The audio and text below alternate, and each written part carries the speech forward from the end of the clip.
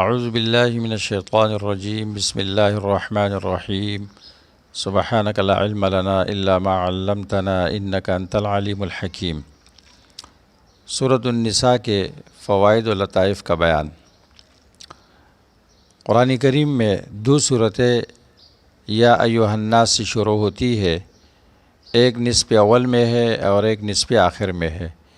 نصف اول میں سورۃ النساء لفظ یا ایھا الناس سے شروع ہوتی ہے، اور نصف آخر میں سورۃ حج یا ایھا الناس سے شروع ہوتی ہے، یا ایھا الناس اتقوا ربکم۔ سورۃ النساء نصف اول میں چوتھی صورت ہے۔ سورۃ فاتحہ 1، بقرہ 2، آل عمران 3 اور نساء 4، اور سورۃ حج نصف ثانی میں چوتھی صورت ہے کہ سورۃ مریم 1، طٰہٰ 2، انبیاء 3 اور حج 4۔ سورۃ النساء اس کے ابتدا میں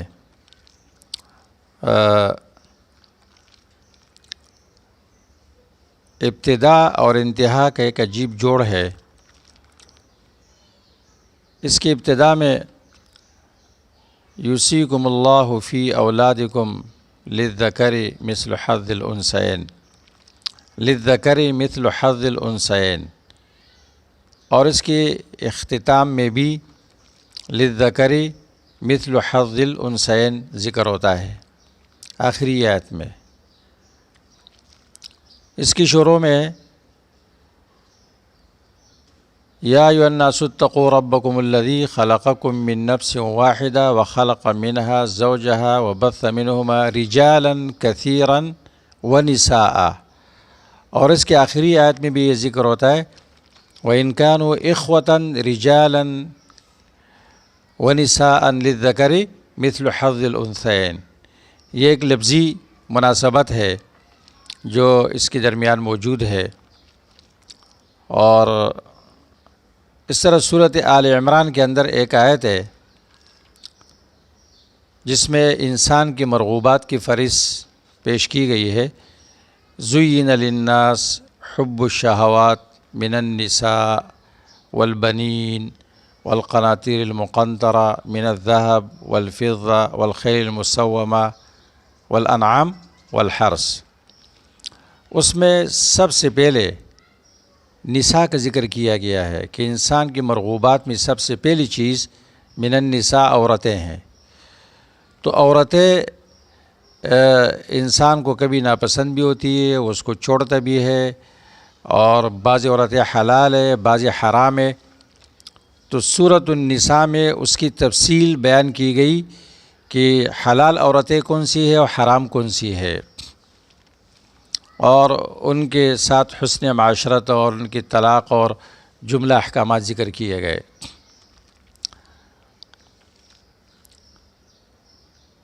اس کے بعد بنین ہے، چونکہ بنین میں کوئی ایسی حرام چیز بھی نہیں ہوتی، انسان اس میں کچھ چھوڑ بھی نہیں سکتا ہے، اس سے انکار بھی نہیں کر سکتا ہے، نہ ختم ہونے والا تعلق ہے، تو اس میں کوئی خاص چیز ایسے بیان نہیں کی گئی۔ جو بیان کی گئی جس قدر وہ میں عرض کر رہا ہوں۔ اس کے بعد زُيِّنَ لِلنَّاسِ حُبُّ الشَّهَوَاتِ مِنَ النِّسَاءِ وَالْبَنِينَ وَالْقَنَاطِيرِ الْمُقَنطَرَةِ مِنَ الذَّهَبِ وَالْفِضَّةِ، سونا اور چاندی۔ تو سورۃ مائدہ میں چور اور ڈاکوؤں کی سزا بیان کی گئی، حد سرقہ صغریٰ و کبریٰ، اس لیے کہ وہ مال چوری کرتے ہیں، اور مال سونا اور چاندی ہے، ذهب اور فضہ کے ساتھ اس کا تعلق ہے، اس لیے اس کے بعد سورۃ مائدہ ہے۔ اور پھر اس آیت میں والانعام والحرث ہے، تو سورۃ انعام میں حرث اور انعام کی تفصیل بیان کی گئی۔ گویا اس آیت کے اندر جو مرغوبات کی فہرست بیان کی گئی، بعد کی صورتوں میں بالترتیب اس کی تفصیل بیان کی گئی۔ اولاد میں انسان چونکہ بنین کو بیٹوں کو ترجیح دیتا ہے بیٹیوں پر، اور بہت سارے لوگ ان کو میراث میں ترجیح دیتے ہیں، بیٹوں کو بیٹیوں کو نہیں دیتے ہیں، اس لیے اللہ تعالیٰ نے سورۃ النساء میں یوصیکم اللہ فی اولادکم للذکر مثل حظ الانثیین ذکر کیا کہ تمہارے اولاد میں تمہیں اللہ تعالیٰ وصیت کرتے ہیں کہ ایک لڑکے کو 2 عورتوں کے برابر حصہ ملے گا، لڑکیوں کو بھی شامل کیا کہ لڑکوں کو صرف میراث میں خاص نہ کیا جائے، یہ بھی اولاد ہے، اولاد ہونے میں یہ برابر ہے۔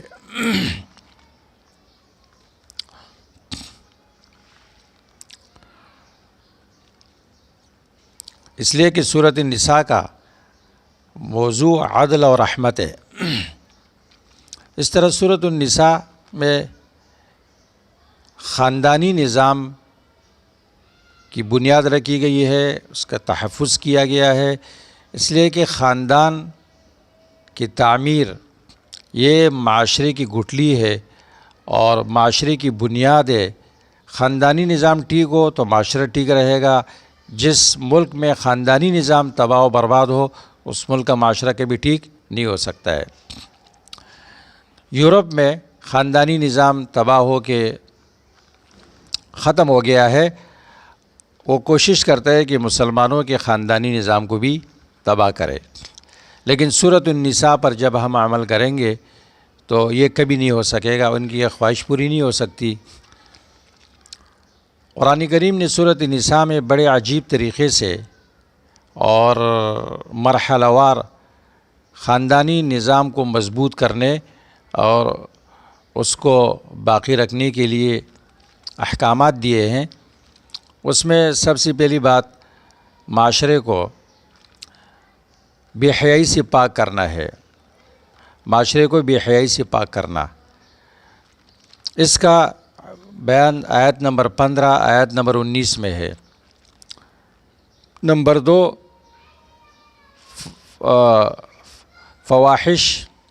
فحاشی کے اسباب کو ختم کرنا ہے، آیت نمبر 23 24 25 میں اس کا بیان ہے۔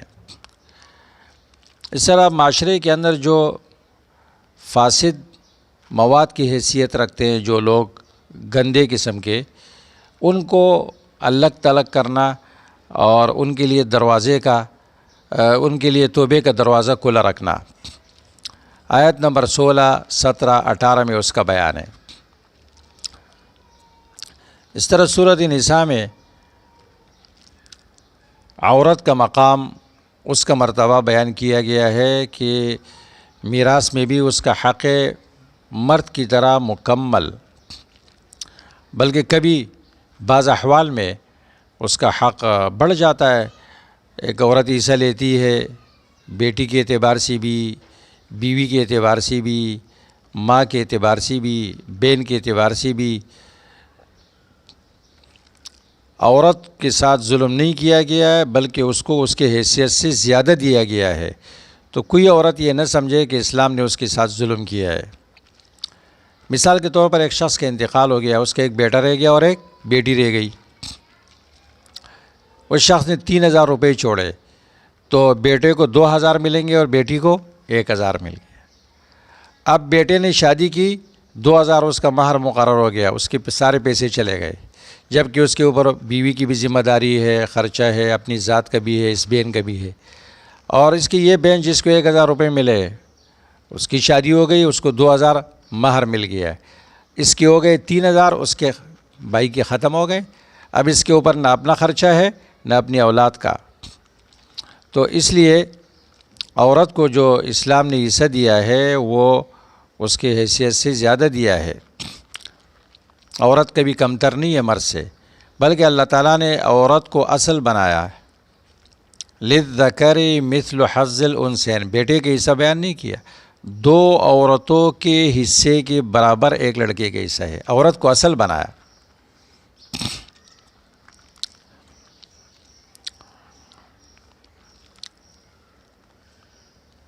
عورت کا مرتبہ، اس کی عزت، اس کے ساتھ رحم و کرم، اسلام نے اس کو بڑی حیثیت دی۔ سورۃ النساء آیت نمبر 19، 21، 34، 35، 128، 129 میں اس کو بیان کیا گیا ہے۔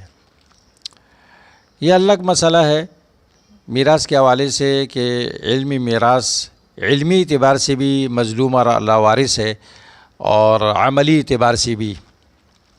علمی اعتبار سے یہ ہے کہ ہمارے نصاب میں درس نظامی میں ایک ہی کتاب ہے، سراجی، لا کتاب قبلہ ولا کتاب بعدہ، اس کے ساتھ جو ظلم ہوتا ہے وہ اہل علم کے سامنے ہے کہ یہ کتنا مظلوم علم ہے۔ اور عملی اعتبار سے عورت جیسے جاہلیت میں مظلوم تھی، وہ آج بھی ہمارے ملک کے تقریباً 4 صوبوں میں مظلوم ہے، اور جو لوگ اپنے آپ کو نیک سمجھتے ہیں تو وہ ہیلے بانے سے اس سے معاف کرا دیتے ہیں، جبکہ اس معافی کا کوئی اعتبار بھی نہیں ہوتا ہے۔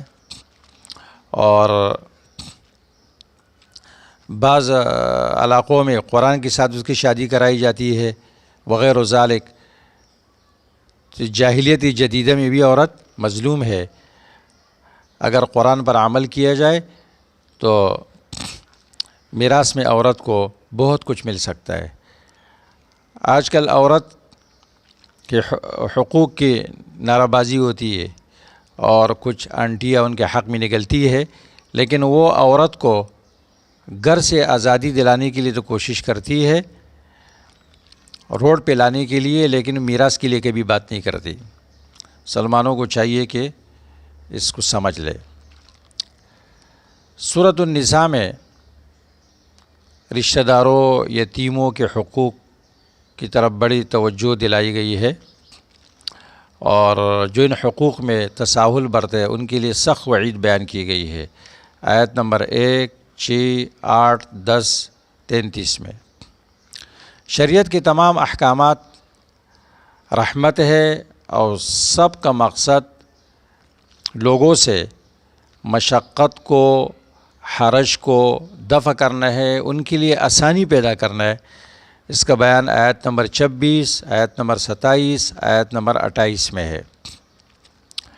اس طرح سورۃ النساء میں یہ حکم دیا گیا ہے کہ لوگوں کے درمیان عدل و انصاف سے کام لیا جائے، خاص طور پر اقلیت اور کمزور قسم کے لوگ۔ آیت نمبر 29، 30، 36 اور 58، 127، 135 میں اس کا بیان ہے۔ عدل و انصاف، آپ عدل و انصاف سے کام لیں گے، حق بات کریں گے، اگرچہ وہ آپ کے خلاف ہو، آپ کے والدین کے خلاف ہو، رشتہ داروں کے خلاف ہو، اور جس کے خلاف آپ بات کر رہے ہیں وہ گواہی دے رہے حق کی، وہ کمزور ہو یا طاقتور ہو، اس کی آپ پرواہ نہیں کریں گے۔ اس طرح سورت میں منافقین کے اوصاف کا بیان ہے، جو ہمیشہ اسلام کی بنیادوں کو کھوکھلا کرنے کی کوشش میں رہے ہیں، اور ان کے احکامات بیان کیے گئے ہیں، ان سے محتاط رہنے کے بارے میں حکم دیا گیا ہے۔ یہ ہر زمانے میں ہوتے ہیں، کیونکہ نفاق ایک صفت کا نام ہے۔ اس کا بیان آیت نمبر 88، 91، 136 اور 147 میں بیان کیا گیا ہے۔ سورۃ النساء میں جہاد فی سبیل اللہ کا مقصد بیان کیا گیا ہے کہ جہاد فی سبیل اللہ کا مقصد کمزور لوگوں کا دفاع کرنا، دین کی حفاظت اور لوگوں کو تبلیغ و دعوت پہنچانے کو محفوظ بنانا ہوتا ہے، اور یہ مقصد آیت نمبر 71، 79، 94، 95، 96 میں بیان کیا گیا ہے۔ صورت میں اللہ تعالیٰ کے بارے میں، پیغمبر کے بارے میں اور جملہ عقائد میں صحیح عقیدہ اختیار کرنے کا حکم دیا گیا ہے، اور غلو، افراط اور تفریط سے منع کیا گیا ہے۔ اللہ تعالیٰ کے لیے وحدانیت کو ثابت کیا گیا ہے، اور تمام عقائد باطلہ پر رد کیا گیا ہے۔ غلو سے منع کیا گیا ہے، یا اہل الکتاب لا تغلو فی دینکم، دین کے اندر غلو کرنا یعنی حد سے آگے گزرنا، اللہ کا حق ہے وہ آپ مخلوق کو نہیں دیں گے، مخلوق کو اللہ کا درجہ نہیں دیں گے، پیغمبر کو اللہ کے درجے میں نہیں پہنچائیں گے۔ جیسے یہود نے عیسیٰ علیہ السلام کے بارے میں تفرید کی، اس کو پیغمبر نہیں مانا، نعوذ باللہ اس کو ولد الزنا کہا، اور نصارہ نے اس کو الوہیت تک پہنچایا کہ یا اہل الکتاب لا تغلو فی دینکم۔ غلو یہ اکثر اہل علم کرتے ہیں، تو اس لیے یا اہل الکتاب یعنی اے علماء دین میں غلو نہیں کرو، اہل علم۔ اس لیے ہمارے پیغمبر نے ارشاد فرمایا لا تطرونی کما اطرت النصارى فی عیسی ابن مریم، میرے بارے میں ایسا مبالغہ آرائی نہیں کرو جیسے عیسائیوں نے عیسیٰ ابن مریم میں کیا، مجھے اپنے درجے سے اوپر مت لے جاؤ اور الوہیت کے درجے تک مجھے مت پہنچاؤ۔ اس امت میں جو لوگ اس طرح کرتے ہیں افراط تفریط، تو یہ یہود کی نمونے ہے، ان کو یہ نہیں کرنا چاہیے۔ یہ مقصد بیان کیا گیا ہے سورت میں 150، 159، 171، 172 میں۔ اس طرح رسول اللہ صلی اللہ علیہ وسلم کی نبوت اور رسالت کو ثابت کیا گیا ہے کہ آپ صلی اللہ علیہ وسلم برہان ہے اور آپ لوگوں پر اتمام حجت ہے۔ آیت نمبر 162، 170، 174، 175 میں یہ بیان کیا گیا ہے۔ اس طرح صورت میں یہ بات بیان کی گئی ہے کہ قیامت کے دن نجات کا دار و مدار ایمان اور عمل صالح پر ہے۔ محض ایک دین کی طرف منسوب ہونا یا ایک پیغمبر کی طرف منسوب ہونا اور صرف بے بنیاد امیدیں رکھنا یہ کوئی فائدہ مند نہیں ہے۔ 123 کے اندر یہ بیان کیا گیا ہے لیس بامانیکم ولا امانی اہل الکتاب۔ اسی طرح ایمان تب صحیح ہوتا ہے جب انسان شریعت کو حکم بنائے اور اس کے سامنے سری تسلیم خم کرے، اور اسلام ایمان کے مظاہر میں سے یہ سب سے بڑا اہم مظہر ہے، اس کے بغیر ایمان مکمل نہیں ہے۔ آیت نمبر 64، آیت نمبر 65 کے اندر یہ بیان کیا گیا ہے۔ اس طرح صورت کے اندر اس بات کا بیان ہے کہ اللہ تعالیٰ نے میراث کی تقسیم خود اپنی ذمہ لی ہے اور کسی انسان کے رائے کو اس میں دخل نہیں ہے۔ ایک آدمی کتنے دعویٰ کرے کہ میں بڑا حکیم ہوں، بڑا عقل مند ہوں اور وارثوں کے ساتھ میں بڑا رحم دل ہوں، کسی کو یہ اختیار نہیں ہے کہ اس کے اندر ایک ذرہ کوئی تبدیلی کر سکے، یہ اللہ نے خود کیا ہے۔ اس طرح جو شخص اپنی موت کے بعد اپنے بچوں کے اوپر خوف کھاتا ہے، خواہ فقیر ہو یا غنی ہو، تو اس کو چاہیے کہ وہ اللہ سے ڈرے، کیونکہ اولاد کے لیے سب سے نفع بخش چیز وہ باپ کا متقی ہونا، پرہیزگار ہونا ہے، یہ اولاد کو بہت زیادہ فائدہ پہنچاتا ہے۔ وَلْيَخْشَ الَّذِينَ لَوْ تَرَكُوا مِنْ خَلْفِهِمْ ذُرِّيَّةً ضِعَافًا خَافُوا عَلَيْهِمْ فَلْيَتَّقُوا اللَّهَ وَلْيَقُولُوا قَوْلًا سَدِيدًا۔ اس طرح انسان کو چاہیے کہ وہ کسی نیکی کو بھی حقیر نہ سمجھے، کسی گناہ کو بھی کم نہ سمجھے۔ کبھی ایک نیکی اس کی نجات کا سبب بنتی ہے اور کبھی ایک برائی اس کے عذاب کا سبب بن جاتی ہے۔ حدیث میں آتا ہے الجنت اقرب الی احدکم من شراک نعلہ والنار مثل ذالک، جنت تم میں سے کسی ایک کے جوتے کی تسمے سے بھی زیادہ قریب ہے اور جہنم بھی اسی طرح ہے۔ یہ اس صورت کے چند فوائد تھے جو بیان کر دیے گئے۔